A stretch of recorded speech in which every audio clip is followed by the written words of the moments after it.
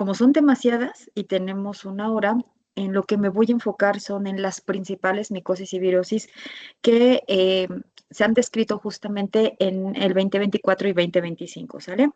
Y entonces vamos a encontrar que a nivel epidemiológico, las que se encuentran aquí en la punta, tenemos a dengue, COVID-19, que todavía sigue, influenza virus, que por ahí han de haber escuchado que hay una cepa que anda muy latente, la H3N2, y pues también tenemos la parte de los virus respiratorios y también tendríamos en quinto lugar el VIH. Entonces, me voy a enfocar principalmente en estos, ¿vale? En cuanto a la parte de micosis, pues encontramos sobre todo los dermatofitos, que siguen siendo el primer lugar, y también encontramos cándida. Hay varias especies, pero principalmente está albicans, histoplasmosis, coccidioidomycosis, también es de lo más importante. Ahora bien, en dengue, ahorita si buscan, de hecho es la primera causa de infecciones virales que se presenta en nuestro país. Principalmente encontramos que la situación epidemiológica tuvo un incremento arriba del 190% con respecto al 2024 y 2023. Em, Principalmente está este serotipo, el de MB3. Y en cuanto al, les decía, la parte de influenza estacional, este es el serotipo, el H3N2, el que tenemos ahorita hasta casi en un 60%, ¿sale? Otra cosa también que es importante comentarles es que dentro de los honguitos, Candida, las candidiasis sobre todo han repuntado, pero a nivel intrahospitalario. Y es un problema porque también encontramos cepa que son multiresistentes. Entonces, cuando hablamos en particular sobre los datos estadísticos, pues tenemos que una influencia estacional, por ejemplo, se llegan a presentar hasta 1.552 casos y tenemos 7 muertes. Esto es en lo último que se dio prácticamente de invierno a la fecha. Y tenemos una variante que les digo que es el H3N2, la que principalmente está ahorita. Entonces, cuando se hace la vacuna de influenza virus, es de acuerdo a la variante que predomina en ese momento. Y quienes la mandan, pues son principalmente laboratorios de Estados Unidos. Entonces, teníamos por ahí todo el tiempo H1N1, pero hoy en día, ahorita que todo el mundo anda enfermo, este es el serotipo que está más prevalente. En cuanto a sarampión, también recientemente han escuchado que se han confirmado casos de sarampión aquí en Puebla, y es un problema importante porque recuerden que nosotros estábamos catalogados de acuerdo a la OPS como libres de sarampión, todo México. Y los casos que se presentaron principalmente fueron en el norte del país, se determinaron que eran importados, pero desafortunadamente el hecho de que esté muy en vogue la parte de la cultura de antivacunas, pues ha favorecido que se haya diseminado este. Entonces, recordemos que el sarampión es uno de los virus que la característica que tiene es que su velocidad para poder contagiarse es muy alta. Una persona que tiene sarampión puede contagiar hasta 18 personas, 18 o 22 personas. Por lo tanto, una persona que tiene sarampión tiene que hacerse, perdón, un cerco epidemiológico de 1 kilómetro cuadrado para ver quiénes están vacunados, quiénes presentan algunos otros casos.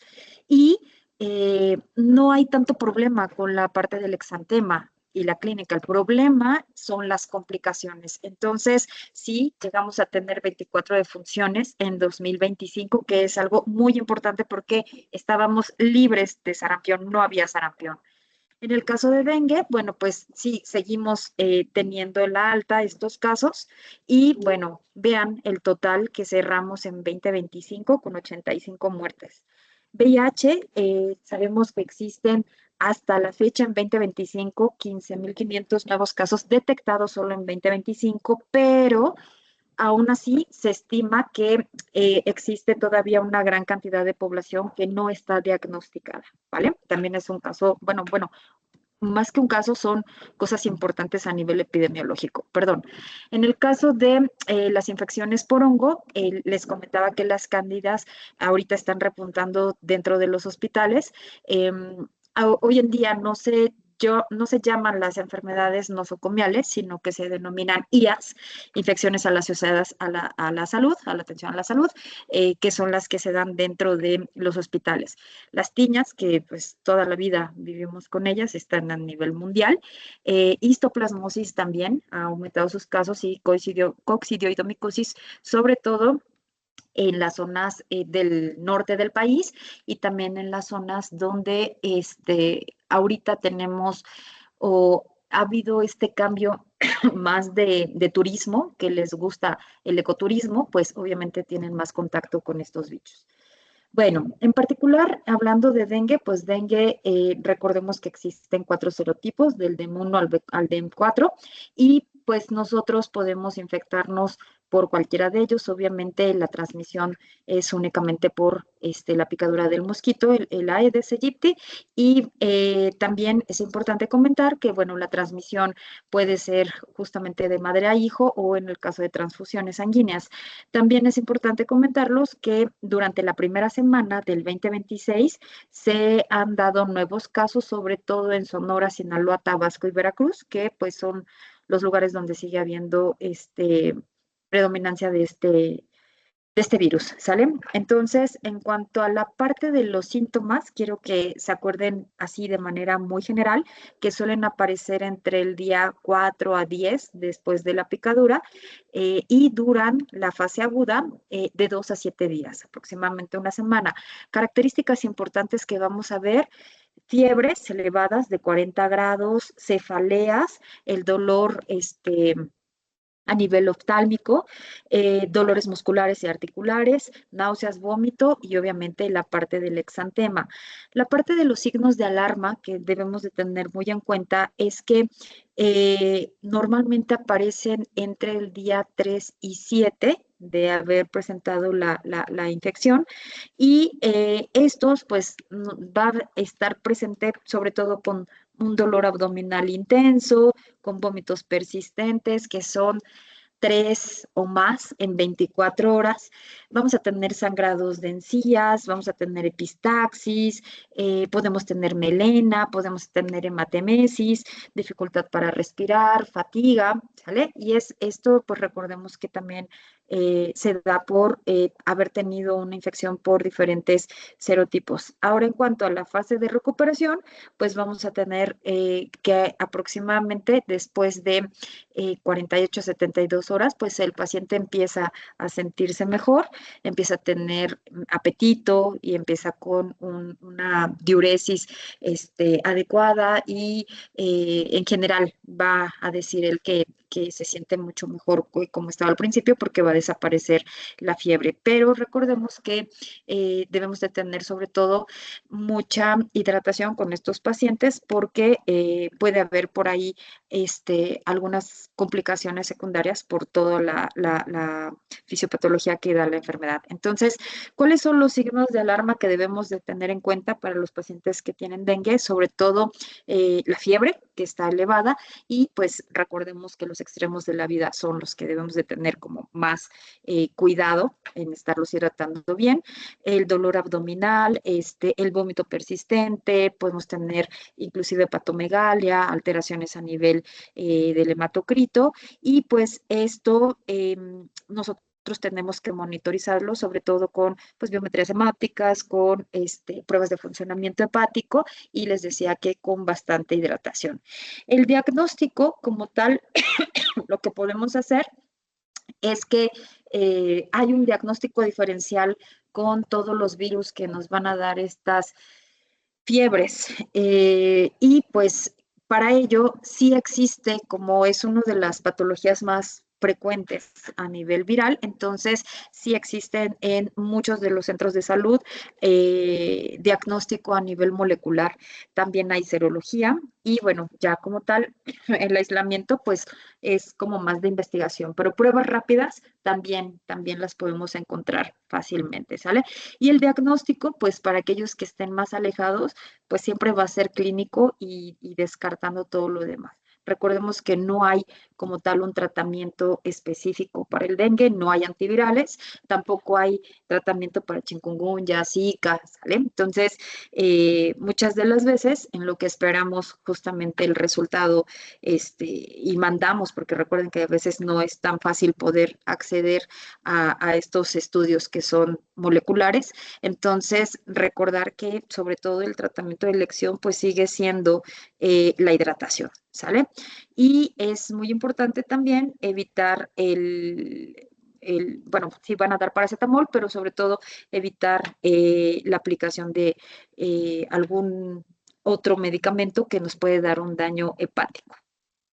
Ahora bien, influenza. El virus de la influenza, recordemos también que es el único virus o la única patología, mejor dicho, que se llama gripe. Todos los demás, resfriado común, y esta pues es estacional, va a infectar principalmente igual los extremos de la vida, pero vamos a tener prevalencia por vías aéreas superiores, aunque parte de las complicaciones también vamos a tener infecciones a nivel de vías aéreas inferiores, ¿sale? Y bueno, actualmente les decía que está esta variante que es la Super K, que es una mutación del H3N2 y es la cepa que está predominante ahorita en nuestro medio ambiente. De hecho, le dieron el nombre de superflu y es la cepa que está ahorita. Entonces, hay que estarnos vacunando, es muy importante. De hecho, antes de salir de vacaciones hicieron las campañas de vacunación. Actualmente siguen campañas de vacunación contra influenza virus. Y bueno, obviamente les decía que la parte de la población infantil y los pacientes de la tercera edad son los más afectados. ¿Cuáles van a ser los síntomas? Pues todos los del resfriado común van a tener, obviamente, tos, pueden tener cefalea, pueden tener dolor de garganta, escurrimiento nasal, pero algo que diferencia de otros virus respiratorios son las fiebres tan elevadas que pueden llegar hasta 40 grados, el dolor muscular, que también se le llama quebrantahuesos, que se llega a presentar en las fiebres hemorrágicas o en las fiebres, por los virus que ya había comentado previamente, y es algo que sale, ¿no? Del cuadro clínico normal, pero por lo tanto también vamos a tener como diagnóstico diferencial el coronavirus, porque también puede llegar a presentar esta clínica. Y vamos a tener tos seca, vamos a tener el dolor de garganta y bueno, pues normalmente llega a presentarse aproximadamente una semana, máximo 2 semanas en que se pueda mejorar el paciente y se vayan quitando los datos clínicos. ¿Cuál es la complicación? Pues que me pueda dar una neumonía, también la sinusitis, o inclusive puede haber algunas otras alteraciones más graves como pues septicemia, miocarditis, encefalitis o rabdomiólisis. Importante, estos pacientes van a tener, les digo, fiebres, esta fatiga extrema, este dolor de cabeza, ¿sale? Y en 2025, justamente algunos pacientes que tienen infecciones por esta variante nueva reportaron también síntomas gastrointestinales. Es raro, no es común, pero también llegan a presentar náuseas, vómito y más los síntomas respiratorios clásicos. En cuanto al diagnóstico, va a ser clínico epidemiológico. Las pruebas rápidas son las que utilizamos generalmente. Y bueno, obviamente las pruebas moleculares para saber qué variante tiene. ¿Sale? En cuanto al tratamiento, pues es sintomático, pero sí tenemos la parte de antivirales que son el oseltamivir y el paramivir. Estos principalmente los vamos a dar, o más bien, únicamente vamos a dar estos antivirales en los pacientes que ya tengamos el diagnóstico, ¿sale? Porque si no, vamos a provocar la propagación de cepas resistentes y después ya no vamos a tener que antiviral dar. Entonces, únicamente deben dárselos y deben administrarlo a quienes tengan la prueba rápida positiva para estos, ¿sale? Y bueno, obviamente, pues sintomático todo lo demás. Ahora, en cuanto a sarampión, que decíamos que era otra de las virosis frecuentes, el sarampión, fíjense que les decía, nuestro país estuvo muchos años libre de sarampión, Estados Unidos, incluyendo Canadá, y justo hoy que estaba viendo toda la información en cuanto a la estadística, pues también Canadá ya no está libre de sarampión. Hoy en día existe también este problema que es mucho más fácil que nos traslademos viajeros y que podamos estar importando o exportando todos estos casos, ¿sale? Y bueno, esta les decía que es altamente contagiosa, se va a transmitir pues por gotitas de flush y eso lo hace más contagiosa. Y México tiene hasta ahorita un brote de 7,130 casos, o sea, es grande. 7,000 personas, bueno, en realidad, viendo todos los millones de mexicanos que somos, pues realmente es muy poquito, pero les decía, la propagación de esta infección en cuanto a la velocidad, pues nos hace preocuparnos porque debemos de tener bien la parte de prevención primaria. Estos 7,000 casos son confirmados y les comentaba que existen 24 defunciones. Sí tenemos que poner mucho énfasis porque si no, pues todas estas enfermedades que ya estaban erradicadas están reemergiendo, están surgiendo y los estados que principalmente presentan van a ser Chihuahua. Chihuahua es eh, de donde vino. Justamente de Estados Unidos, una persona que, bueno, su hija no estaba vacunada y entonces se empezó a propagar, pero también tenemos la parte de Chiapas, que también igual se están presentando algunos casos. Entonces, si se dan cuenta, tanto norte como sur, tenemos ahí esta pues observación de vigilancia epidemiológica que debe de ser más estricta, ¿vale? Ahora, nosotros pues ya tenemos el riesgo, o mejor dicho, ya estamos a punto de perder nuestro estatus libre de sarampión, ¿sale? Y por lo tanto, pues debemos de tener, les digo, sobre todo la vacunación, que es lo más importante, estar a la alza. Ahora bien, en cuanto al cuadro clínico, recordemos que el virus como tal, y algo que favorece la parte de su transmisión, es que puede sobrevivir hasta aproximadamente 2 horas en el medio ambiente. No es un virus que se elimine tan fácilmente y estos sobreviven aunque la persona ya no esté presente y que tosió y que estornudó. Tenemos las fases iniciales en donde va a presentarse como un cuadro de resfriado común. Vamos a tener fiebres elevadas, tos seca, eso es muy importante, es como la clínica clásica de sarampión, y una conjuntivitis, ¿sale? Otra cosa que vamos a tener en signos distintivos van a ser las manchas de Koplik, que estas son las manchas que se presentan en la cara interna de las mejillas, estas manchas blanquecinas, pero solamente se dan en la parte inicial de la enfermedad. Entonces, todo el mundo habla de las manchas de Koplik, pero realmente cuando llegan ya con nosotros los pacientes con el exantema no se ven. Ya es difícil a veces que las podamos encontrar. Entonces, no se olviden, todos los pacientes que tengan resfriado común, revisen boca también, ¿vale? Porque por ahí puede ser que empiece con sarampión. Ahora bien, el exantema pues va a ser salpullido que es maculopapular y va a iniciar desde la cara y se va a extender a todo el cuerpo aproximadamente en el día 3 a 5 después de presentar estos síntomas respiratorios, ¿sale? Y bueno, el periodo de incubación pues es de 10 a 15 días aproximadamente. Entonces, todas estas manchas, estas máculas, las vamos a ver justamente dispersas en todo el cuerpo. Ahora bien, les decía, lo más importante es la parte de las complicaciones, porque me puede dar una neumonía de Hitch, puede darme encefalitis, ceguera, puede provocar también diarreas, otitis, en fin, ¿sale? E inclusive la muerte, porque como no existe un antiviral en particular, bueno, pues hay que esperar la historia natural de la enfermedad, el tratamiento es sintomático y pues hay que esperar que no se vuelva una complicación importante, ¿vale?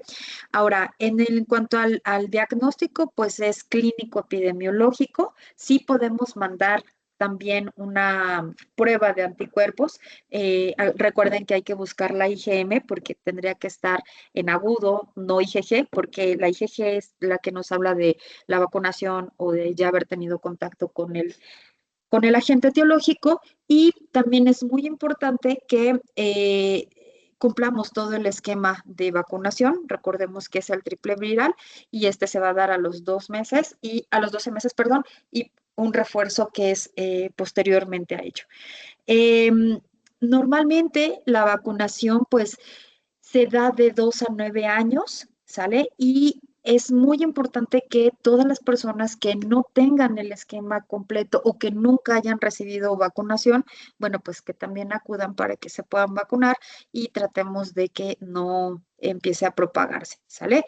Es muy importante en cuanto a la parte de el tratamiento, pues les decía, darle sintomático y también dar vitamina A, porque esto ayuda a que evite o prevenga la parte de complicaciones como neumonías y ceguera. Obviamente hay que aislar a estos pacientes. Ahora, en cuanto al VIH, vamos a también observar que en esta cuestión o situación de epidemiología, pues tenemos igual, les comentaba, 15.500 casos nuevos, que son bastantes.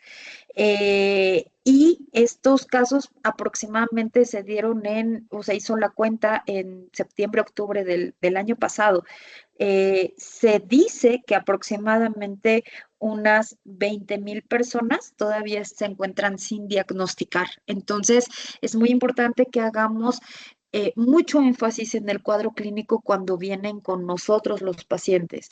Si tenemos, a ver, recordemos justo, VIH va a disminuir la cantidad de linfocitos TCD4. Si tenemos esta cantidad de células disminuida, entonces somos mucho más susceptibles a infecciones por hongos y justamente por virus, estas dos poblaciones. Por lo tanto, todos aquellos pacientes que ustedes vean que tienen diarreas crónicas o que tienen, por ejemplo, herpes, que está más diseminado, herpes labial, pero ya no es así nada más una lesión en el labio, sino que se va diseminado un poco más o se presenta más frecuente, infecciones diarreicas respiratorias, pues lo primero que tenemos que pensar es que probablemente sea un paciente con VIH y hay que descartarlo. También hay que comentarle a la población dentro de la parte de prevención primaria, pues que si ellos tienen estas relaciones de riesgo, relaciones sexuales de riesgo, o incluyendo hoy en día, aunque le jure el novio, la novia, el esposo, la esposa, nunca les han puesto el cuerno, bueno, de todos modos se les recomienda pues que al menos se hagan su prueba rápida de laboratorio, de detección para VIH, pues de manera anual, ¿sale? Porque no sabemos si pudieran estar infectados o no, ¿va? Entonces, bueno, se dice entonces que aproximadamente 400.000 personas viven con VIH en todo México. Es increíble, es muchísimo y la edad también se ha observado que ha ido bajando, ¿sale? Eh, Aproximadamente, pues tenemos entre un 25 años y 34 años, que está el pico de la mayor población que se encuentra infectada, ¿sale? Ahora bien, ¿cuáles, hablando en los estados, los donde prevalece? Pues tenemos desde el norte hasta el sur, pero donde hay muchos casos y se presentan continuamente es en Guadalajara, Puerto Vallarta, pero también tenemos Quintana Roo, la parte de Colima, toda la parte de Yucatán, Baja California, Veracruz, y si se dan cuenta, Pues son las zonas donde hay playa. Entonces vienen muchos extranjeros también, mucho del por qué también la población joven se encuentra infectada, pues es porque tienen estos encuentros pues, sociales, ¿no? Y también se dice que de acuerdo a la tasa de población que hay en estos estados, pues se diagnostica un caso nuevo por cada 100,000 habitantes. Entonces, sí es mucho, es alarmante la cantidad de casos que se están presentando nuevos y sobre todo lo que es más alarmante son los casos que todavía no han sido diagnosticados. Ahora, se busca que se necesita hacer una respuesta entre todas las instituciones de salud pública, pero también la parte de salud privada, ¿sale? Y también recordemos que el tratamiento para estos pacientes es completamente gratuito y es muy caro. Nos cuesta mucho a toda la nación un tratamiento que aproximadamente son 20,000 pesos mensuales por persona. Entonces, les digo, y ya es completamente gratuito, ¿no? Entonces, esta suma de todos que tenemos que realizar para poder hacer pruebas rápidas y para poder identificar a la gente para que no se siga propagando es parte de nuestro trabajo.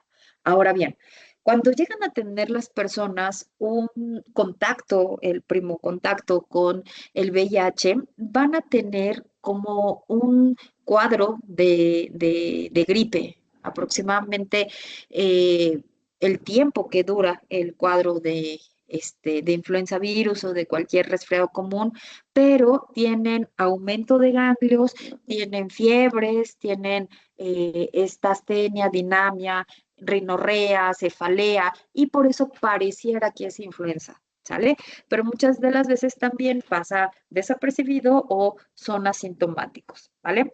Ahora, pasa o tenemos este periodo de infección crónica, que así se le llama, o este periodo de ventana en donde pues la gente no sabe que tiene VIH, cuánto tiempo puede tardar así, desde años hasta meses, y después ya es cuando empiezan con la parte de la sintomatología. ¿Qué es lo más frecuente que vamos a ver en los pacientes? Adenopatías. Todos los pacientes que tengan adenopatías, puede ser tuberculosis o puede ser VIH, ¿sale? O puede ser linfoma también. Entonces, siempre que tengan un paciente pregúntenle, ¿cuánto tiempo llevas con ese ganglio inflamado? ¿Tuviste alguna infección previa? Porque tienen que mandarlo a estudiar. ¿Sale? Y otra característica que les decía son estas infecciones de repetición, va a bajar de peso, van a tener sudoraciones nocturnas y posteriormente también van a empezar a presentar infecciones que normalmente pues nosotros convivimos con muchos microorganismos que no nos provocan enfermedad, ¿no? Como cuáles pues van a empezar a presentarse llagas, aftas, en la boca, en los genitales, van a tener una evolución muy rápida de cáncer cervicouterino, por ejemplo, pérdida de memoria, van a tener también o presentar estos cambios a nivel de bienestar, entonces se sienten ansiosos, deprimidos, lloran todo el tiempo, trastornos neurológicos, una candidiasis oral. Entonces, todo eso nos está hablando que ese paciente, pues claro, o neumonías, ¿no? O diarreas que les decía, no está teniendo un buen sistema inmunológico o que esté fuerte, ¿sale? Tienen escalofríos, tienen fatiga, no se pueden concentrar bien, van a tener también alteraciones a nivel de piel, dolores musculares, fiebres de la nada, dolor de garganta. Y bueno, el diagnóstico, ustedes siempre tienen que mandar una prueba rápida de laboratorio y esta prueba rápida, recuerden que me da un diagnóstico, pero no se dice positivo, se dice reactivo o no reactivo. Esa es la forma de interpretar esto. Entonces, tengo una prueba rápida, por ejemplo, acá lo que vemos en la imagen es una prueba no reactiva. Si tienen dos rayitas, que sería el control y el test, Entonces se dice que es una prueba reactiva y se tiene que hacer la confirmación con un Western blot o con un PCR y ahora sí ya damos el diagnóstico de positivo, porque recuerden que todas las pruebas de laboratorio se evalúan de acuerdo a la sensibilidad y especificidad. Ninguna prueba, a excepción de las moleculares, llegan a ser 100%, ¿sale? Todas las serológicas tienen un porcentaje, aunque sea 99%, pero por ahí se escapa un 1% que puede ser falso positivo o falso negativo, ¿sale? Y bueno, una vez que ya tengamos esta prueba que sí salió reactiva, al mismo tiempo que mandamos la confirmación, también podemos mandar pues el conteo de linfocitos TCD4 y también el conteo viral, ¿sale? Para que podamos ver en qué estadio está y le demos el tratamiento que es específico. ¿Hasta aquí tienen alguna duda de las principales infecciones virales?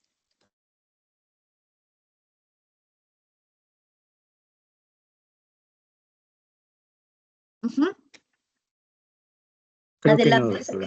Omar. Sí, levantó la mano, Omar. Sí, hola, buenas tardes, doctora. Hola. Eh, mencionó, o a lo mejor así lo entendí, en el tema de sarampión, ahorita que está de moda, este, que el laboratorio, más bien, que por el tipo de enfermedad casi siempre nos llegan después de que ya presentaron sus lesiones, las lesiones de Kopling, ¿no? Las manchas de Kopling. Sí. Entonces, el laboratorio tendría sentido, más bien, se puede hacer después de 14 días, o sea, no importa si se hace antes de 14 días para buscar IgM. Sí, lo que pasa es que las manchas de Koplik aparecen antes del exantema. Ajá. Entonces, cuando a nosotros nos llegan Sí, generalmente ya. ya con el exantema. Por eso es que no las podemos observar, pero el exantema va a durar aproximadamente pues una semana y entonces si nosotros tenemos duda de que si tiene sarampión, sí, sí lo podemos mandar. Sí podemos mandar la prueba, podemos mandar la prueba molecular. ¿Por qué? Porque recuerden que acá sí es mucha clínica en la parte de exantemáticas de la infancia. Tenemos que hacer diagnóstico diferencial con rubiola, diagnóstico diferencial con rociola, que rociola infantum. Acá hay una característica clínica importante. Por ejemplo, en rubiola tenemos adenopatías y hay hepatomegalia, esplenomegalia, más el exantema, más obviamente el cuadro de resfriado que en todas las exantemáticas se da. En la roceola infantum, que es por herpes virus 6 y 7, tiene el paciente fiebre, igual de difícil control, 40 grados, desaparece la fiebre, aparece el exantema. Cuando nosotros tenemos infecciones por sarampión, se mantiene la fiebre, se mantiene el exantema al mismo tiempo. En rubiola no hay fiebres tan elevadas como en sarampión y la característica clásica es que me da tos, que normalmente en los otros virus que les había comentado no les da tos. Entonces, también el otro diagnóstico diferencial con el que tenemos que hacer es por eh, estreptococopiógenes, la fiebre escarlatina, pero recuerden ahí que sobre todo va a darse la inflamación de amígdalas y la secreción purulenta. Eh, y ahorita yo les recomiendo, si ustedes dudan que sea sarampión, sí manden la prueba rápida porque sí puede ser sarampión. Y hay que hacer todo este cerco epidemiológico y sobre todo pues la cuarentena, que esté dentro de casa porque sigue transmitiendo la infección. No sé si por ahí va tu pregunta. Ajá, sí, sí, era en ese sentido, o sea, sí valía la pena aún hacer la prueba, pero sí. Y otra pregunta, por ejemplo, ya en el tema de VIH, eh, ¿podría ser que un paciente tuviera adenomegalia de una sola zona? O sea, que la adenomegalia no fuera en varias zonas, sino solo sea en el cuello. Sí, sí se puede presentar solamente en el cuello y solo un ganglio. Ok. Normalmente encontramos 3, 4 ganglios, dos ganglios, o sea, sí aparecen más de uno en pacientes con VIH, pero sí hay pacientes que tienen solo un ganglio. De hecho, a mí me tocó diagnosticar a un estudiante de medicina que estaba tomando clases de oyente y cuando estaba hablando de tuberculosis, porque los ganglios aumentados que se mantienen ahí por varias semanas, les digo, piensa en tuberculosis, piensa en VIH, piensa en linfomas. Entonces él me dijo, doctora, tengo yo un ganglio del lado derecho, de por sí él es delgado, y le pregunté qué síntomas has tenido. Pues en la noche eventualmente me dan sudoraciones, sí he tenido diarreas, pero es durante todo el año, pero de por sí no como bien acá en la facultad, pero sí me he sentido un poco más cansado. Entonces le dije, ¿sabes qué? Vete a hacer la prueba porque no podemos descartar. Puede ser tuberculosis. Él venía de la sierra y le dije, a lo mejor. Tú sabes que pues hay zonas endémicas, se adquiere en la infancia, entonces mejor vete a hacer la prueba. Y bueno, desafortunadamente salió que sí estaba contagiado con VIH y al hacerle los linfocitos TCD4 tenía 230, o sea, ya casi estaba en estadio de SIDA. De hecho, le faltaba muy poquito, 30 menos, ¿no? Entonces, sí puede aparecer nada más un ganglio inflamado, pero lo común no, aparecen más de dos ganglios y puede ser nada más en la zona cervical. En el caso de este chico, solamente era un ganglio, zona cervical. Y le dije, ¿cuánto tiempo llevas que tú te hayas tocado y te acuerdes de ese ganglio? Me dijo, pues como unos 2 meses, más o menos, 2, 3 meses. Aproximadamente haciendo ahí la historia clínica, pues tenía aproximadamente desde 3 años atrás se había contagiado. Entonces, sí se puede presentar uno así, ¿vale? En cuanto a la parte de sarampión, regresando a si le vamos a hacer la prueba o no, ¿cuánto tiempo dura el virus en su periodo de contagio? El virus, desafortunadamente, antes de que aparece el exantema, puede contagiar aproximadamente unos 3, 4 días antes de que se dé el exantema, cuando está en esta periodo que tiene los síntomas que no son propios de la enfermedad, ¿no? ¿Y cuánto tiempo dura después de que aparece el exantema? Aproximadamente también 3, 4 días después de que desaparece el exantema, él sigue siendo infecto contagioso. Entonces, sí tuvo, bueno, ya se quitó el exantema, pero les digo, tienen duda, sí manden la prueba para pues al menos tener ahí un poquito de prevención primaria con la demás población. ¿Sale? Ok, ¿alguna otra pregunta?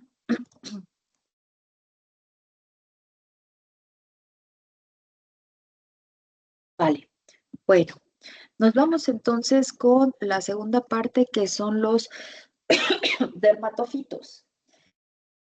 Bueno, las micosis en general. Los dermatofitos les decía que son un grupo de hongos que están distribuidos en todo el mundo. Son hongos filamentosos, causan micosis superficiales. Los más comunes en México que vamos a encontrar son tricofitón, microsporum y epidermofitón.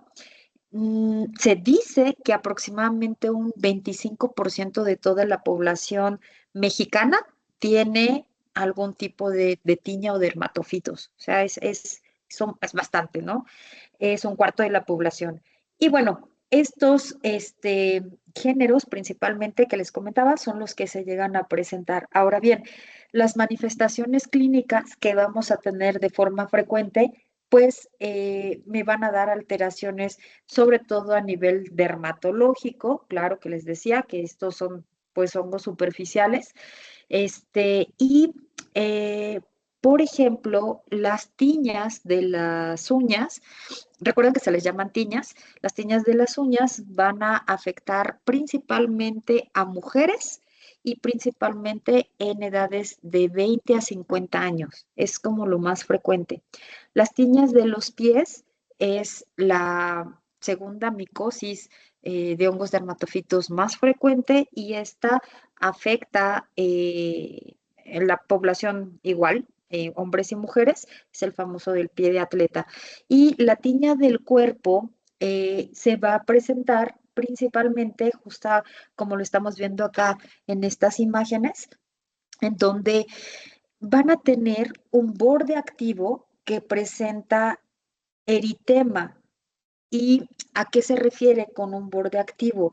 Pues tienen justamente la presencia de vesículas alrededor y la formación de algunas costras, ¿sale? Esta es la característica en general de las tiñas del cuerpo que tienen este anillo con bordes rojos elevados, que se les conoce como bordes activos, y borde activo les comentaba que tienen eritema, vesículas y formación de costras, ¿sale? También, bueno, tenemos las tiñas de la cabeza, que ahorita lo hablamos de manera muy general también de ellas, y que las tiñas de cabeza afectan principalmente a la población infantil. Las tiñas del cuerpo principalmente se van a presentar igual en población adulta, ¿vale? Entonces, bueno, estas tiñas del cuerpo, que también son, les decía, frecuente en hombres, en mujeres, en edad adulta, se encuentran en los pliegues de cualquier superficie corporal y la tiña que se encuentra en los pies, pues la tiña pedis y la tiña de las uñas, la sonicomicosis, estas a veces, como los pacientes no tienen sintomatología o llegan a tener sintomatología, ellos es muy común que utilicen esteroides. Y estos esteroides lo que hacen es enmascarar que realmente sea una tiña y de momento sienten que mejora y de momento ya no, pero cuando ya empiezan a estar con características crónicas más avanzadas, pues entonces ahí es cuando ya llegan a acudir con nosotros, ¿sale? Entonces, algo que les puedo comentar en particular sobre las tiñas que se encuentran en las uñas es que nos van a dar infecciones crónicas. El paciente llega cuando ya la lámina angular está bastante deteriorada y pueden presentarse inclusive cambios de coloraciones o algunos comentan y dicen, es que tienes que quitarte la uña por completo para que te crezca de nuevo y te crezca sana. Y eso es una mentira, porque el hecho de que se quite la uña por completo no quiere decir que se eliminó el hongo. Por lo tanto, sí es importante darle tratamiento, ¿sale? Ahorita vemos la parte del tratamiento. Entonces, pues siempre como tip les voy a comentar esto para que recuerden, porque hay muchos diagnósticos diferenciales a nivel dermatológico, pero la parte como tip de toda enfermedad dermatológica que tenga, perdón, una lesión que es angular con bordes activos, lo primero que tenemos que pensar es en una tiña. Es lo primero, ¿sale? Porque es lo más común. Y después podemos hacer algún diagnóstico diferencial, por ejemplo, con psoriasis, ¿vale? Que también podríamos ahí pensar que por las escamas, pero recuerden que en la psoriasis, estas escamas yo la voy a desprender y a la hora de desprenderla voy a tener un puntilleo sangrante, ¿sale? En el caso de las tiñas realmente no pasa todo eso, pero entonces todas las lesiones que tengan así en forma de anillo, piensen en la parte del cuerpo que es una tiña, ¿va? Ahora, las tiñas que les decía que llegan a presentarse también en la cabeza, la tiña capitis, principalmente es en niños y se llegan a presentar esta característica que está la parte de la lesión, ¿sale? Pero vamos a tener adentro de la lesión el crecimiento de pelo, ¿vale? Que de hecho acá lo pueden observar muy bien, ¿sale? Y es un problema grande porque muchas veces lo confunden en los niños con una dermatitis seborreica, pero acá estas variantes clínicas pueden tener, les digo, la presencia de pelo y no como tal una alopecia cicatricial, que es donde se pierde por completo este. Tenemos una variante que es mucho más agresiva, que es el querión de Celso, que es lo que están viendo acá. Esto es lo más frecuente que van a encontrar en ellos. Pero en esta parte del querión de Celso, nosotros vamos a observar que aparte de tener esta característica clínica, presenta adenopatías, ¿sale? Y pues ahí entonces tenemos que, y bueno, supura, el querión de Celso supura.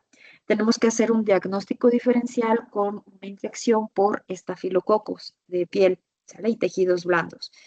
Es mucho más frecuente en los niños y en los jóvenes. ¿Por qué? Porque recordemos que ellos, por los cambios hormonales, van a tener mayor cantidad de producción de sebo y ahí es donde vamos a ver también las placas descamativas y este tratamiento que tú le das y no mejora con antibiótico, ¿sale? Mejor dicho, este cuadro clínico que tú le das tratamiento y no mejora con antibiótico.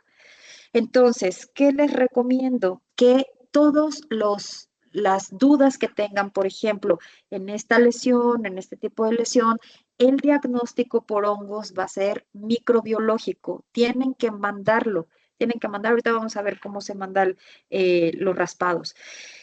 Y que en general, cuando ocupamos el diagnóstico por tiña capitis, tienen que desprender por completo todo el pelo, que es muy fácil porque ya no está bien anclado y tienen que mandarlo justamente al laboratorio, ¿sale? Y lo que hacen con los pacientes que tienen también alteraciones a nivel de las uñas, pues es que tienen que hacerse un raspado y mandarlo al laboratorio para que puedan decirnos si realmente es o no o se trate o no de una infección micótica. Es muy fácil hacer el diagnóstico en estas porque pues obviamente van a ver un engrosamiento, van a ver la afectación que puede ser únicamente a nivel distal, ¿sale? Con cambios de coloración de la uña, como estas que están observando acá, que es de color café, verde, negruzca, algunas llegan a ser blancas. Ese cambio de coloración de la piel se llama cromoniquia. Y también está la hiperkeratosis, perdón, subungular, que llega completamente hasta esta zona. También se puede dar la onicolisis, que es esta imagen que ustedes están viendo acá, y también se puede dar el desprendimiento total de la lámina angular y pues esta afecta completamente toda la uña por completo, ¿sale?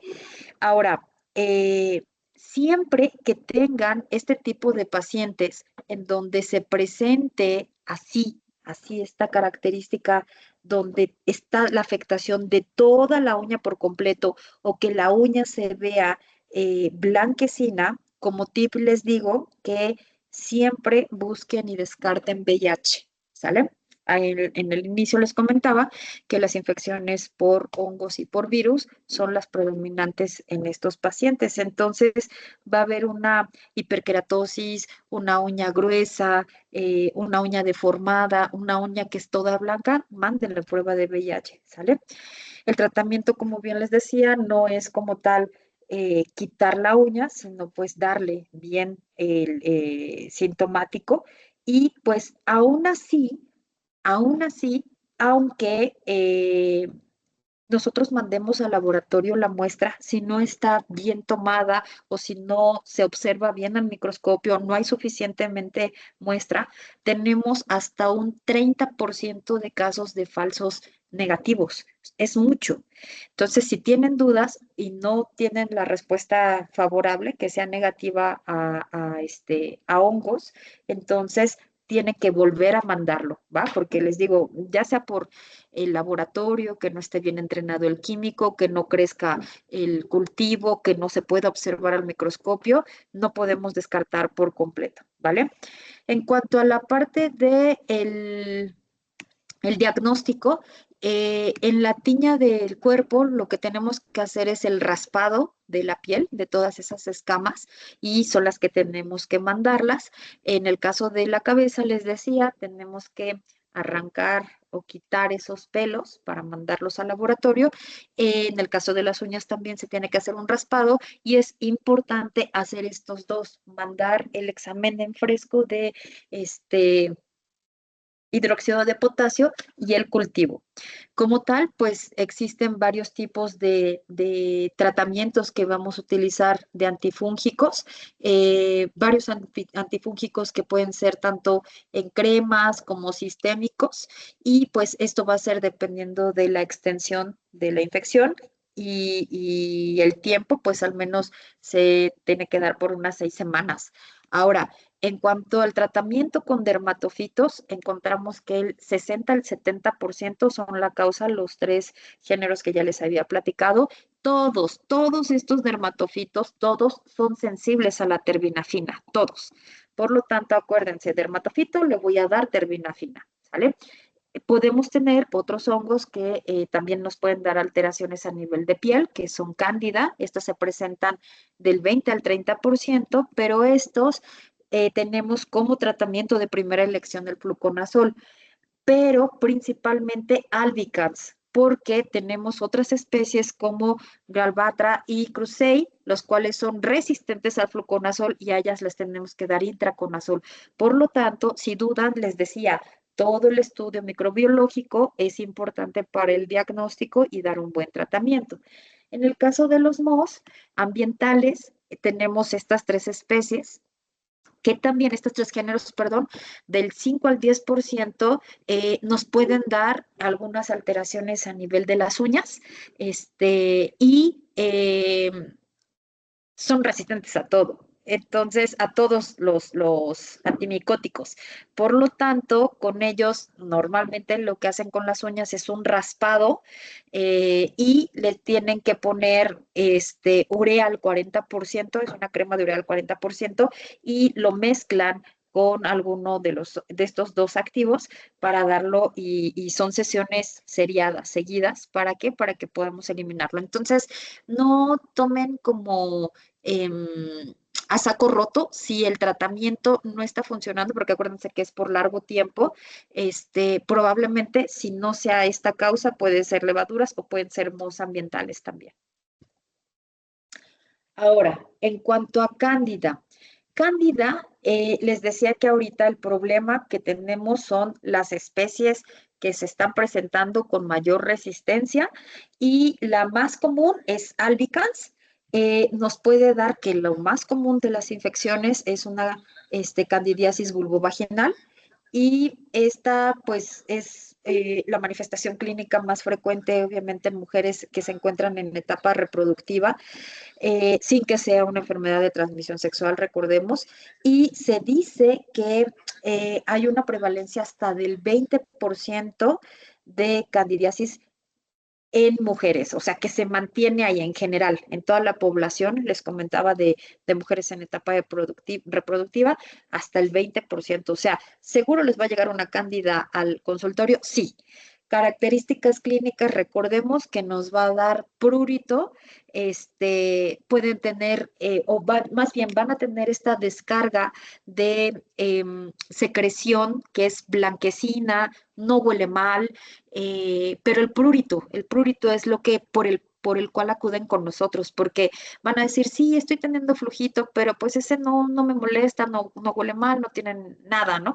Ningún malestar, pero el prurito. Entonces, hay que hacer diagnóstico diferencial, recuerden vaginitis, vaginosis, con, pero es muy característico que es blanquecino, espeso, no huele mal, y les decía el prurito que se presenta normalmente, ¿sale? Sí puede haber malestar al orinar, sí puede haber dolor al tener relaciones sexuales, dispareunia, sí puede haber por ahí picazón. En los hombres es mucho menos frecuente, pero también puede presentar ahí enrojecimiento, ardor en la parte del glande, pero no es tan frecuente. Pero si ustedes ven a una paciente al hacer una especuloscopía, esto también y que sea algo repetitivo, bueno, pues mándenle prueba de VIH, porque les decía que no es común encontrar a pacientes que no están inmunosuprimidos y que tengan esto. Estas candidiasis que son orofaringias no son frecuentes. Nosotros todo el tiempo estamos conviviendo con cándida y no tenemos la boca así, ¿sale? O sea, piensen inmunosupresión, piensen VIH, ¿sale? Y bueno, los brotes que se han presentado principalmente a nivel intrahospitalario, que también causaron una alerta, se dio en un hospital de Nuevo León, fue por otra especie que se llama Candida auris y este brote se presentó el año pasado en la unidad de cuidados intensivos. Es un riesgo porque este hongo es bien difícil de poder ser eliminado y recuerden que el tratamiento para hongos también está muy limitado. Si nos da una infección sistémica, bueno, pues nos vamos con anfotericina B y si no tenemos complicaciones con el bicho, podemos tener complicaciones por el tratamiento, ¿sale? Realmente la mortalidad es baja, pero la mortalidad que tenemos dentro del hospital sí es alta. O sea, a nivel de la comunidad es muy baja, a nivel intrahospitalario puede ser casi hasta un 70%, es bastante, bastante alta. Y bueno, en la parte de, les decía, la sintomatología, pues van a tener ardor, van a tener dificultad para tragar cuando se llegan a presentar estas lesiones en la boca, en la boca, les van a llamar buguet, así se le llama a la enfermedad. Es muy común que se presente en bebés, eso es normal. Es común también que se presenten pacientes que están hospitalizados, que tienen una inmunosupresión importante, que son de edad adulta, o sea, es común, no hay de qué alarmarse, porque recordemos que parte de la microbiota normal, cuando existe esta disbiosis, pues es cuando aprovecha y se vuelven oportunistas, ¿vale? Y bueno, también podemos encontrar en la parte el cuerpo a nivel cutáneo, se pueden presentar en pliegues, axilas, debajo de los senos, y normalmente se presenta como un salpullido o un exantema que es rojo, pero es húmedo. También eso es común que deben recordar, ¿sale? No, como tal, no es tan frecuente que existe algo invasivo, a solo les decía, a nivel intrahospitalario, y bueno, hay que hacer diagnóstico diferencial, ¿vale? Entonces, en la parte del diagnóstico, sí es clínico, con las lesiones que estamos viendo, pero sí tenemos que mandar cultivo por si no ceden los síntomas o vemos que dimos tratamiento y nomás no funciona, pues sí, yo les recomiendo que manden un cultivo con un em, antifungigrama, que es parecido al antibiograma, pero obviamente para específicamente este hongo, ¿sale? Eh, Podemos hacer endoscopía, podemos hacer también PCR y en la parte del tratamiento, pues dependiendo si es algo muy sencillo, pues podemos ocupar inclusive fluconazol vía oral, podemos ocupar, de hecho son 150 miligramos de fluconazol, dosis única, o podemos ocupar alguna crema también, o sobre todo, bueno, recuerden que en el caso de las infecciones vaginales, pues tenemos que dar forzosamente la aplicación también de los óvulos, ¿sale? Y bueno, ya en el caso de pacientes intrahospitalarios, pues obviamente tiene que ser el tratamiento intravenoso, ¿sale? Podemos tener incluyendo fluconazol o algo ya más avanzado como la caspofungina o la anfotericina, que son bastante caros.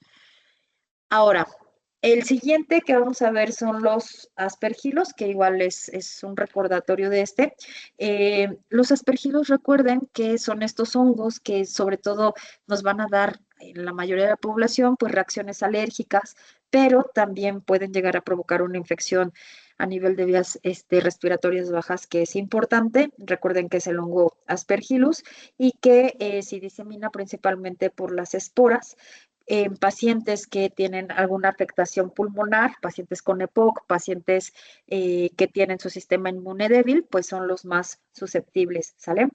Esta se tomó en cuenta en el 2025 como una micosis oportunista y que sí debemos de tener por ahí también bastante relevancia y cuidado con ella porque se empezaron a presentar varios casos, sobre todo en pacientes que estaban infectados con influenza virus y posteriormente era más fácilmente que pudieran contraer la infección por aspergilos. Entonces les daba una aspergilosis pulmonar. Y bueno, pues la incidencia y la mortalidad llegaron a ser bastante elevados, hasta un 70% de mortalidad. Entonces, si no tenemos un diagnóstico temprano, pues estos hongos que normalmente no les hacemos caso, pues sí pueden presentar ahí varios brotes hospitalarios. Y también es importante que en los hospitales que llegan a tener remodelaciones, ahí salen las esporas al medio ambiente, las aspiran y se llegan a presentar, o en lugares que están en construcciones y que también llegan ahí a tener remodelaciones. También son los que en donde se mantiene el honguito y en donde es más fácil que pueda salir al medio ambiente. Recordemos que también hay la preocupación porque hay muchas cepas de aspergillus que ya son resistentes a soles. Y entonces, pues hay que buscar cuál puede ser el antifúngico, que generalmente, igual les digo, terminan con anfotericina B, porque no ceden al tratamiento, ¿sale? Em, entonces, dentro de la parte del cuadro clínico que tenemos, recordemos, les decía que esta es aspergilosis broncopulmonar alérgica, que me puede dar dificultad para respirar, la tos, fiebre, sibilancias. Y esta también es frecuente que se presenten cuando dicen, pues voy a arreglar mi casa, voy a arreglar mi cuarto, y empiezan con estos síntomas respiratorios. Y también hay una alza en los meses de invierno, ¿sale? Otoño-invierno es cuando llega también a aumentar estos casos. Ahora, tenemos la que nos va a dar una sinusitis alérgica, pero también se llega a presentar una hemoptisis, que esto no es normal. Eh, la sinusitis como tal, ustedes saben que no provocan hemoptisis. También hay algunas otras alteraciones que ya llegan a ser como en cavidades pulmonares preexistentes, que tenían, por ejemplo, alguna tuberculosis, y llegan a formar algo que se llama aspergiloma o bola de hongo, y también me va a dar tos con hemoptisis, dificultad para respirar, o algunas que ya van a ser invasivas, ¿no? Donde también presentan, sobre todo el diagnóstico diferencial, les comentaba, con tuberculosis, porque me va a dar dolor en el pecho, disnea, hemoptisis, fiebre, fatiga, dificultad para respirar, polipnea. Entonces, es bien importante que como parte del diagnóstico mandemos una radiografía y una tomografía, que es el que me ayuda justamente a ver los signos radiológicos para descartar rápido de primera instancia, pues que no se trate de una tuberculosis, pero sí se tienen que hacer broncoscopías para hacer un cultivo, microscopía, mandar pruebas serológicas e inclusive hacer biopsias. Es importante, ¿vale? Y bueno, en la parte de estudios de gabinete tenemos el signo del halo. El signo del halo se presenta también en la zona o se observa, mejor dicho, en la radiografía, pero también se puede presentar en la tomografía, ¿vale? Y esto es como muy, muy característico, el signo del halo o el signo de media luna. El signo del halo como tal es un hallazgo precoz, es altamente sugestivo por una infección fúngica, y hay una opacidad en un vidrio esmerilado, ¿sale? Está todo el vidrio esmerilado y presenta una opacidad que justamente es una hemorragia, y pues está rodeando un nódulo pulmonar, ¿sale? Se le llama, bueno, infarto fúngico. En el caso del signo de la media luna, pues aparece mucho más tarde, cuando se observa por ahí igual una cavidad creciente de aire que está rodeada de tejido, pero va a ser tejido necrótico, y entonces se observa como si fuera una media luna, se observa nada más a la mitad, pero igual es altamente sugestivo de infección por hongos. Tratamientos, vean, podemos ocupar todas estas opciones, pero el de elección para las formas invasivas es el voriconazol, y inclusive pues podemos dar, digamos, itraconazol es como el más débil de todos, ¿no? Pero podemos dar anfotericina B, o isavuconazol o posaconazol, ¿sale? Son los tratamientos más fuertes que tenemos, ¿va? Y bueno, a veces tienen que realizar inclusive cirugías para poder eliminar esa parte del óvulo que ya no es funcional y también la parte de corticosteroides que son inhalados, que es el que tiene mejores casos, ¿vale? Ok, de los últimos que vamos a ver, pues son las coccidioidomicosis. Estas coccidioidomicosis, pues también es llamada la fiebre del valle. Son infecciones que son causadas por inhalación de esporas de hongos coccidioides, como ustedes recordarán. Estos se presentan normalmente en zonas áridas, pero también podemos encontrarlas en el Centro y Sudamérica. Y en México, justamente, encontraron que las zonas de riesgo son la parte del norte, Baja California, Sonora, Chihuahua, Coahuila, e inclusive Tamaulipas, perdón, son algunos de los lugares donde se llegaron a presentar, perdón, en el 2025 y 2024 un aumento de casos. Y lo que tenemos justo con estas, el cuadro clínico que nos van a dar, sobre todo la parte de fatiga, tos, fiebre, cefalea, dificultad para respirar, sudoraciones nocturnas, la erupción que tienen maculopapular, también es algo transitorio, pero es lo que llega a presentarse en cuadros clínicos que son, les decía, clásicos.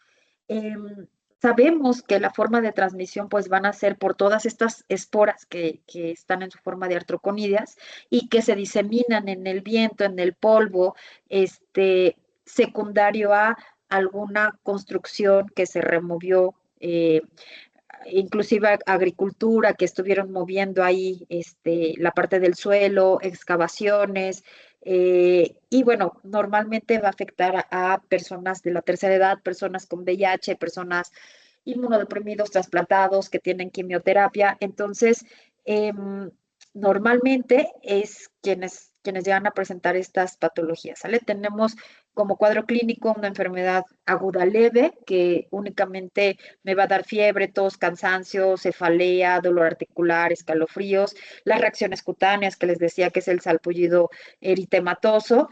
Principalmente el salpullido se presenta en las piernas, es importante recordar esto, ¿sale? Y en la forma diseminada grave, que en la forma diseminada grave solamente se presenta en menos del 1% de los pacientes y esta pues ya me va a dar una meningitis, alteraciones en huesos y bueno, obviamente tiene mal pronóstico, ¿sale? En cuanto a la parte de diagnóstico, pues hay anticuerpos, hay que buscar los IgM. Las pruebas cutáneas no son muy confiables, pero sí la búsqueda de IgM, inclusive la microscopía y la parte del cultivo y obviamente también las radiografías en donde nos van a decir si hay presencia de algún nódulo o si hay presencia de alguna neumonía que sea atípica. En cuanto al tratamiento, pues en casos leves normalmente se recuperan solos, pero ya en casos moderados sí tenemos que dar fluconazol, hidroconazol y en el caso grave, pues anfotericina B, ¿sale? En prevenciones, pues obviamente utilizar siempre el, este, el N95, que este cubrebocas pues nos ayuda bastante bien. Histoplasmosis, con este terminamos. En histoplasmosis, pues en México encontramos también una alta incidencia, sobre todo en estados, esa histoplasmosis como que se mueve más hacia el sur, hacia Veracruz, Chiapas, Guerrero, toda la parte de Yucatán, Oaxaca, es donde se presentaron mayor número de casos en el 2024 y 2025. Y Yucatán, recuerden, Cancún, un montón de turistas, eh, estuvieron mucho vinculados a el turismo dentro de los cenotes. Entonces, o estas cuevas, y les decía, el ecoturismo que está muy de moda, pues está favoreciendo que tengamos contacto con este tipo de hongos. Por lo tanto, pues hay un brote reciente y pues sobre todo se ha observado que es tras mover por ahí la tierra que está contaminada y pues también tener contacto por el guano, ¿sale? Y la población vulnerable, vamos otra vez, VIH, sobre todo, y pacientes inmunocomprometidos, ¿sale? Recordemos que es un hongo que es causado por, una enfermedad, perdón, que es un hongo que es la causa Histoplasma capsulatum y me va a dar un cuadro clínico justamente que se presenta aproximadamente de 3 a 15 días, 5 a 15 días de posterior a tener el viaje o haber ido a la cueva o haber hecho cualquier tipo de este turismo. Muchos de las pacientes o de las personas somos asintomáticos y me va a dar igual un cuadro de resfriado común, dolor de cabeza, dolor muscular. Bueno, más que resfriado es como un cuadro gripal. Dolor de cabeza, dolor de cuerpo, escalofríos, fiebre, tos en el pecho, dolor en el pecho, perdón, dificultad respiratoria y también tenemos algo que no se presenta obviamente en influenza ni en todos estos virus respiratorios, es que podemos tener erupciones cutáneas e inclusive aftas en la boca, ¿sale? Eso ya no compete a los otros cuadros clínicos que ya habíamos comentado, ¿vale?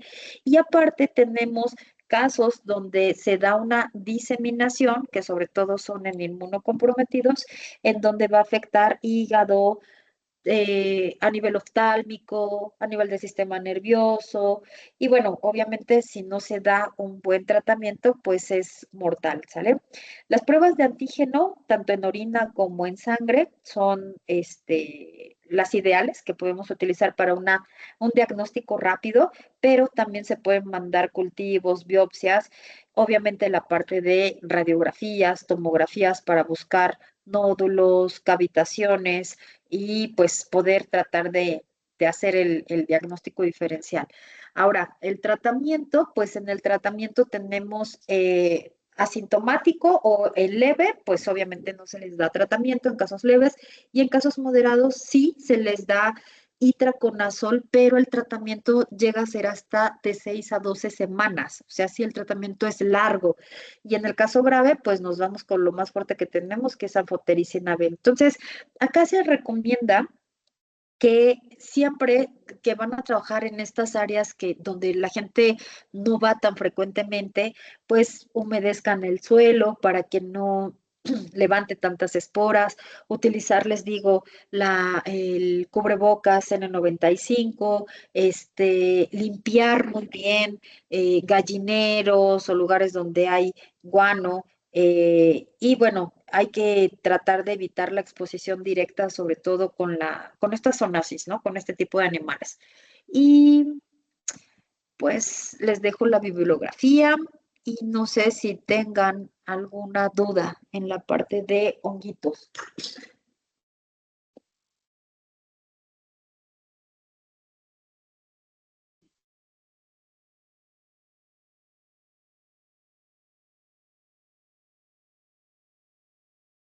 Dudas. Doctora, una pregunta. Sí, Eh, de la coccidiomicosis dijo que también se conoce como fiebre del aire, del Valle, del valle. Ah, gracias. sí. Le llaman también fiebre de San Joaquín y fiebre del Valle. Fíjate que esta es una infección más frecuente hacia la parte del sureste de Estados Unidos. Pero como tenemos pues contacto directo a esta zona del sureste de Estados Unidos, Texas, toda esa zona, entonces pues también nos toca, ¿sale? Pero por eso le llaman fiebre de San Joaquín, fiebre del Valle. Ujú. Gracias, doctora. Sí, de nada. ¿Alguna otra duda?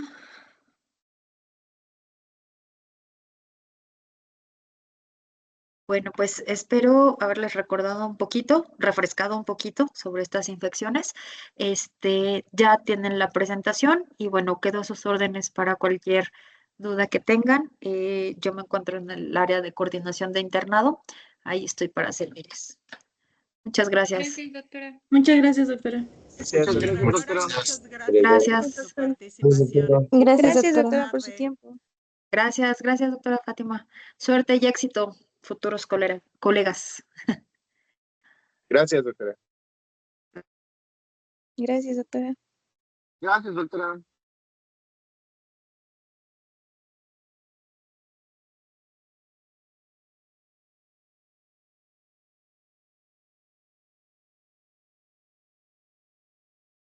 Hola chicos, buenas tardes. No sé si tengan alguna duda, algún comentario. Algunos revisores me han hecho la observación de que aún siendo 22 de enero, algunos aún no han enviado su diagnóstico situacional. Hay quienes ya han terminado el diagnóstico y pues las indicaciones para quienes ya lo terminaron sería enviarnos el diagnóstico de manera en PDF. Tienen que el oficio de autorización firmado por su revisor tiene que pasar a la coordinación, ya sea que ustedes lo lleven o lo entregue directamente el revisor y le sellemos, valga la expresión, de recibido. Una vez con ese sello de recibido por parte de la coordinación, entonces ustedes tendrán que colocar este documento en el PDF que nos van a enviar. El orden del diagnóstico situacional tendría que ser la portada con sus datos y el nombre del revisor, en donde igual pueden poner la firma del revisor y la suya. Segunda hoja tendría que venir el oficio de autorización del diagnóstico situacional y de la tercera hoja en adelante vendría el cuerpo del diagnóstico. Entonces, para que nos los hagan llegar en PDF a través del correo de la coordinación. Con eso yo iré tomando nota de quienes ya vayan teniendo el cumplimiento. Recuerden que la fecha límite de autorización es el 27 de febrero. Eso no quiere decir que tienen hasta el 27 de febrero para que el doctor les conteste, no. Es su obligación habérselos enviado el 19 de enero como fecha límite de entrega del el diagnóstico a sus revisores. Y como les he comentado, es importante que ustedes nos avisen si ya tiene una semana, 2 semanas que lo enviaron y no han tenido respuesta. También es importante mencionarles que hay algunos docentes que me han mencionado que les mandaron el diagnóstico en vacaciones. Como les había comentado, pues obviamente no es obligación del revisor habérselos revisado en ese tiempo. Ellos podrían haberlo checado a partir del 6 de enero que nosotros regresamos. Entonces, para que lo tomen en cuenta y no me digan, no, es que se lo mandé desde diciembre, ¿sale? Entonces, si se lo mandaste en diciembre y es el momento en que no te contesta, pues nada más notifíquenos, envíanos un mensaje, un chat o un WhatsApp privado en donde me digas, mi revisor soy tal, mi revisor es tal y se lo envíe tal. Con la finalidad de que nosotros podamos justamente contactar a sus revisores y entonces de que podamos de informarles, oiga, tal alumno ya o tal egresado ya les envió su diagnóstico y no ha tenido respuesta, porque a lo mejor puede ser que el correo que ustedes anotaron esté mal o a lo mejor el doctor lo tenga en spam. Entonces, siempre con la intención de poderlos apoyar, pero obviamente que vaya respaldado con que ustedes ya lo hayan enviado. Si lo envían el 25 de febrero, pues obviamente no esperen que esté listo para el 27, ya que eso nos generaría que tendrían que tener correcciones casi en un día récord. Entonces, pues obviamente esa no es la intención. Por eso fue mucho el énfasis de que el 19 de enero ya lo tuvieran ustedes listo para entregárselo a su revisor. Entonces, si tiene alguna inquietud, algún problema al respecto, pues bueno, es momento de externar. Vamos a ocupar estos minutitos para que ustedes puedan comentarme si tienen alguna duda. Igual la doctora Naomi me hizo favor de pasarles los mismos elementos que les enviamos a sus revisores de la rúbrica, el formato y obviamente el formato o el oficio de autorización. Algunas de sus compañeras, pues si se dieron cuenta, revisaron en los contenidos del canal, ahí mismo también estaban estos, entonces pues sin problema cuentan con esa información. Entonces no sé si tengan alguna duda, algún comentario antes de que pasemos a otro punto.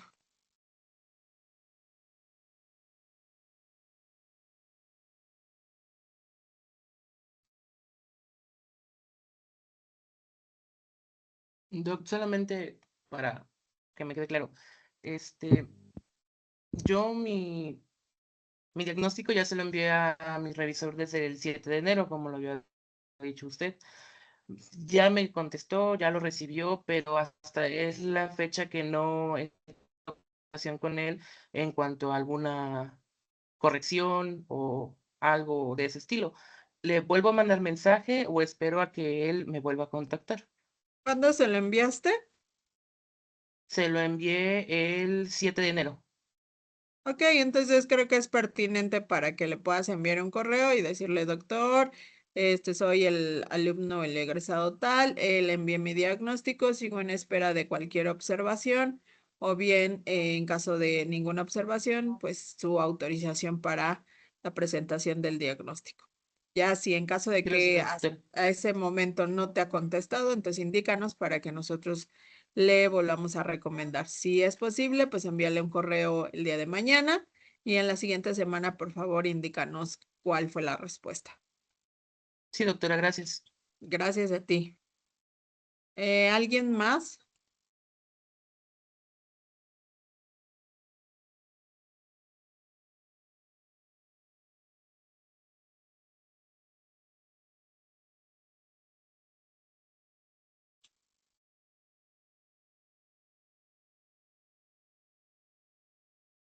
Ok, muy bien. Entonces quedó clara y entendida la información. Por otra parte, el siguiente módulo corresponderá a cirugía. En este tendremos un movimiento en relación a los horarios. Ustedes saben que los cirujanos, pues es un poco más complicado que pueda obviamente tener, además de su apoyo, pues obviamente la disposición en relación al tiempo.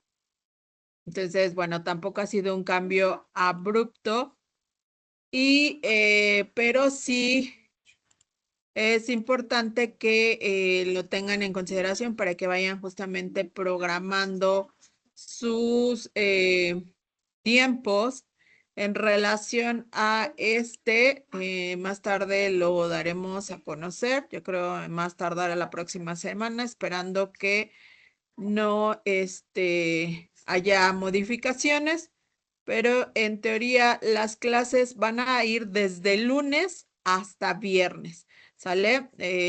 Algunos van a tomar lunes para que lo tengan en consideración. Obviamente el lunes 2 no, porque el lunes 2 es un día feriado oficialmente para la universidad y pues obviamente para el país.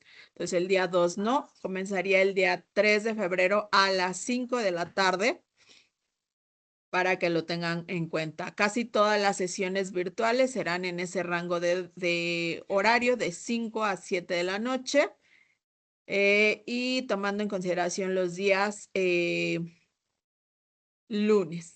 En relación a el taller que se va a presentar, que serían las sesiones presenciales, ese sí cambia de horario por la disponibilidad del cirujano, será los días viernes 13 y viernes 20 de 12 a 2 de la tarde.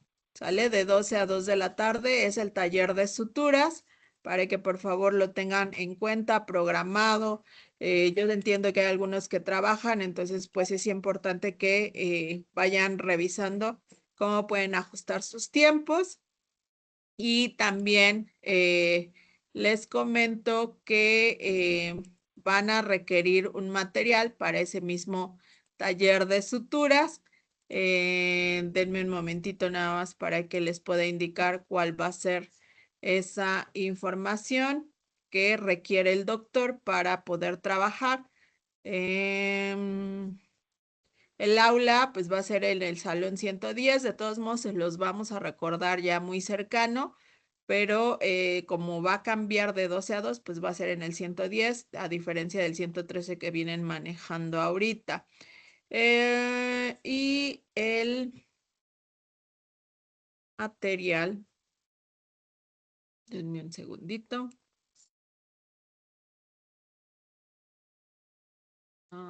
Igual se los voy a reenviar al chat para que lo tengan ahí listo y no lo pierdan. Obviamente se los estamos dando con mucha antelación, con la finalidad de que ustedes puedan tener ese material a tiempo. El doctor solicitó portaagujas, una pinza hemostática, pinzas de disección con incidientes, tijeras de material, suturas y un simulador para suturas. ¿Sale? Estos simuladores son los que se venden de hula espuma y en donde vienen diferentes cortes para que ustedes puedan justamente realizar o practicar justamente estas suturas. Entonces sí es importante que lo tengan claro para que nadie falte y obviamente para que nadie olvide su material. Gracias, Fati. Entonces ya se los Sí, envié doctora. al grupo para que lo tengan ahí y por favor pues vayan consiguiendo su material, ¿sale? Los simuladores lo pueden conseguir en el mismo grupo no oficial de la Facultad de Medicina. Si les preguntan cómo es un material que utilizan los estudiantes, si preguntan ahí, ellos les indicarán y pues ya ahí pueden ponerse ustedes de acuerdo con quién lo quieran comprar, ¿sale? Sí, Brenda, dime.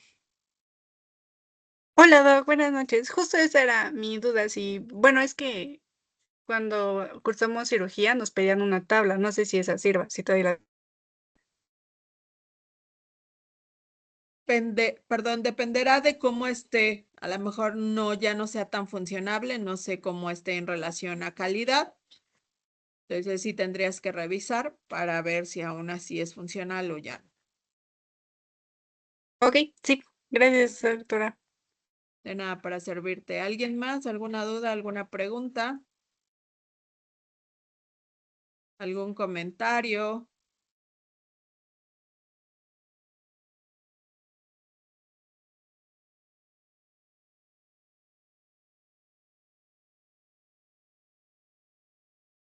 No, doc, todo bien. Ok, de acuerdo. Pues muchas gracias a todos. Pues si gustan tomar un espacio para ir al baño, para tomar agua, en lo que la doctora Cedillo se conecta. Ella es muy puntual, así que les pido que a lo mejor puedan cerrar sus cámaras y su audio. Obviamente a los que estén con datos, pues entiendo, pueden desconectarse y volverse a conectar unos minutos antes de las 7 para que no nos gastemos su internet y lo tengan listo para lo que sería la sesión de las 7 de la noche. Mil gracias a todos y pues nos conectamos en un momentito. Gracias, doctora. Gracias, doctora. Gracias, doctora. Gracias, doctora.